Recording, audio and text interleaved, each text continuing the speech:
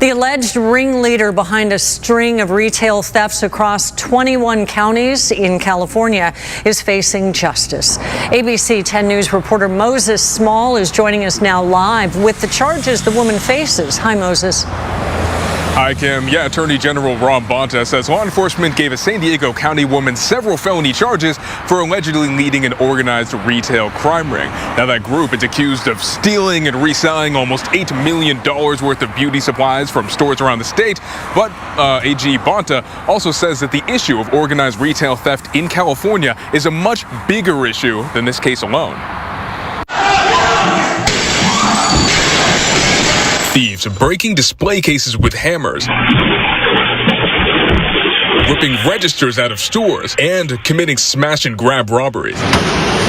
It's the unsettling reality of retail theft around California. In a press conference Friday, Attorney General Rob Bonta announces charges against a San Diego County woman accused of running a retail crime ring. He says the woman now faces charges for hiring people to steal nearly $8 million in beauty products from stores across the state. That includes in San Diego County. And then having those individuals go out to the stores, commit the thefts, and either mail them back to her or bring her to her home where she resold them. Again, 136 of them are counts of grand theft.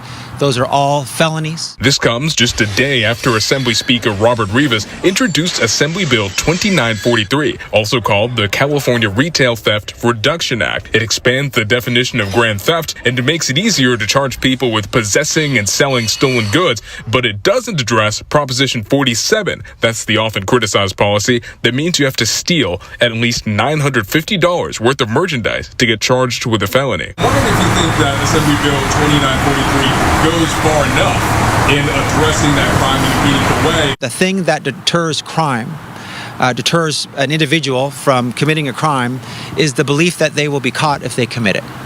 Not so much that they will be arrested for a misdemeanor or a felony versus a misdemeanor. The introduction of the bill is not the fully fleshed out bill. So, but I have been part of the conversations. I do think it's moving in the right direction. I do think that the real solutions to the problems that we're seeing can be delivered without amending Prop 47. If you want to see the full text of the California Retail Theft Reduction Act, we'll put a link in this story on our website, 10news.com. Reporting in Kearney Mesa, Moses Small, ABC 10 News.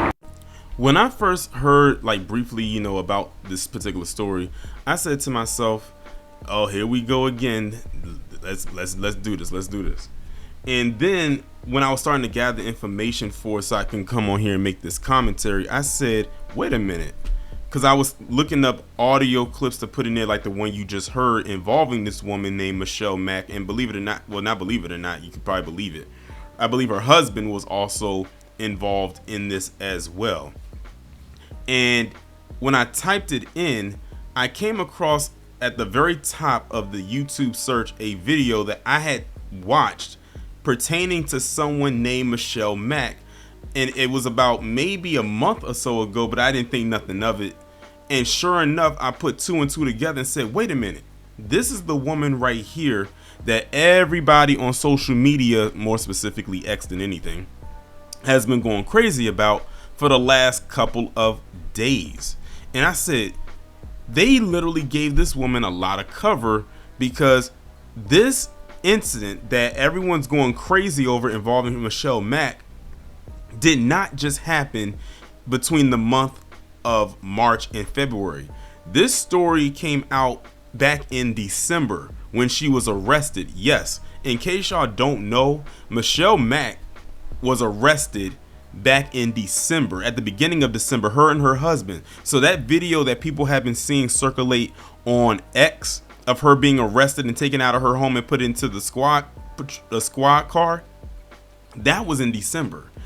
But a lot of people think that it just happened. So she's getting a lot of cover. So as you saw by the screenshot I posted up, I made sure to show the date. It says 2 months ago. That was back in December. The audio that you just heard from was posted 3 weeks ago. The picture that y'all are going to see a little bit later, that was posted up on March 13th. So they're doing it in layers. It's not all coming out all at one particular time. And if you looked at the screenshot that I posted up of the one that had the audio that was posted 3 weeks ago, no surprise that the video only got a little over 5,800, almost 5,900 views since then.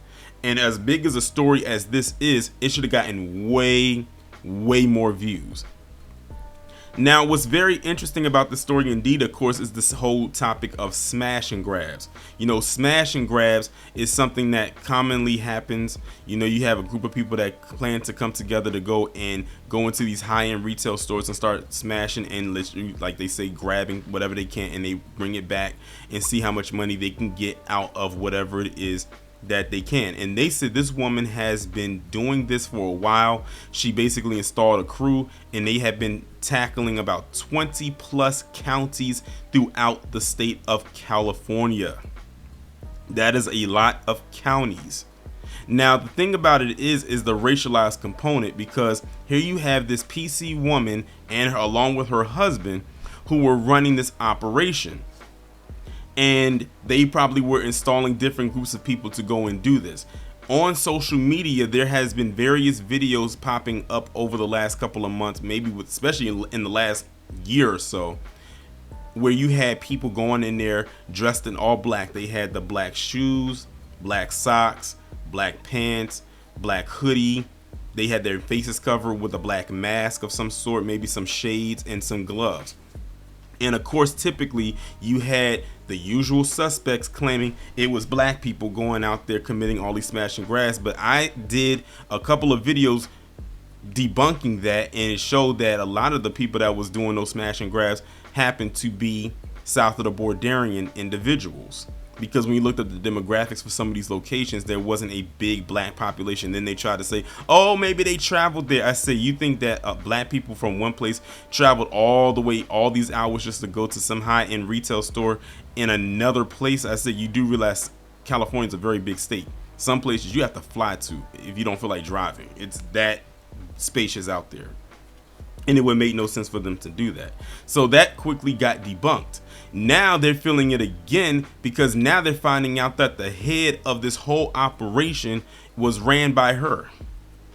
Now, what's interesting is I just did a video about a woman who they called the Gucci Goddess or something like that, where she defrauded the army for like $108 million, and a lot of the purchases she made was through the brand Gucci.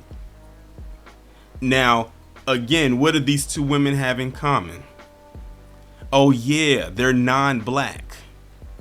And they're the ones doing all of this, but they want to keep all eyes focused and honed in on us as if we are the main thugs and criminals that they like to paint us out to be. Meanwhile, it's people that look like them that's going out there and committing all these big level crimes. And I'm talking, this is intense, because this is a lot of money that's involved. And then wonder why they lead exceptionally high when it comes to robbery, theft, and fraud on the FBI crime statistics every year by a landslide.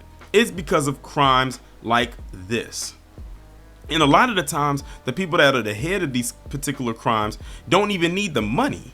A lot of them are very well off and well to do, so it's pretty much they're doing it for the thrill. Notice this woman did not get her hands dirty. She wasn't the one out there going and doing the smash and grabs. She installed other people to go and do it and report back to her. She had a whole ring going on, an $8 million theft ring.